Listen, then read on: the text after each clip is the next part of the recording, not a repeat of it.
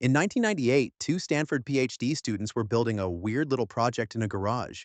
It wasn't pretty, it wasn't popular, but it worked better than anything else on the internet. Their goal? To organize the world's information and make it universally accessible and useful. What they actually built was an empire. This is the story of Google, its rise, its power, and the battles it faced to become one of the most influential companies in human history. It started as a research project. Larry Page and Sergey Brin, two Stanford students, were obsessed with how web pages link to each other. They believed the structure of the web could reveal the value of information. So, in a cluttered garage rented from Susan Wojcicki, yes, the future YouTube CEO, they built a search engine called Backrub. Then they renamed it Google, a play on Google, a number with 100 zeros. Fitting for a mission that big. By 2000, Google was returning lightning-fast results and had already indexed a billion pages, more than any other engine in the world. But they had a problem: how to make money. Then came AdWords. Tiny text ads linked to search queries. At first glance, they looked like nothing, but they were everything. By 2004, Google went public. Its IPO raised $1.67 billion, instantly making it one of the most valuable tech companies on Earth. Google had now become more than a search engine.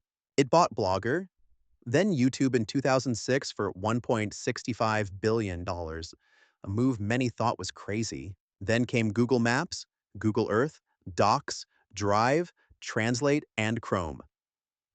Each tool wasn't just useful, it made Google a deeper part of our daily lives. But the company wasn't just expanding, it was evolving. In 2005, Google quietly bought a small mobile OS called Android. At the time, Apple hadn't even launched the iPhone yet. But once they did, it was war. By 2010, Google's Android was Apple's biggest rival. Open source, free for manufacturers, and on its way to dominating the mobile world. Today, Android powers over 70% of smartphones globally.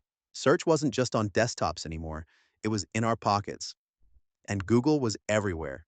But being everywhere comes with consequences. With growth came power. And with power came scrutiny.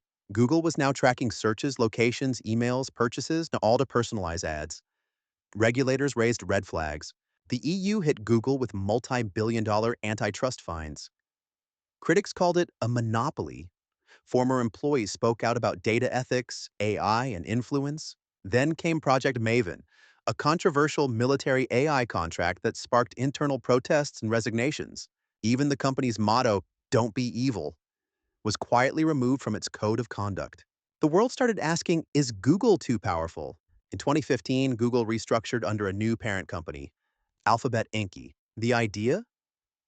Let Google focus on core products while other moonshot projects, self-driving cars, health tech, smart cities, would live under different names.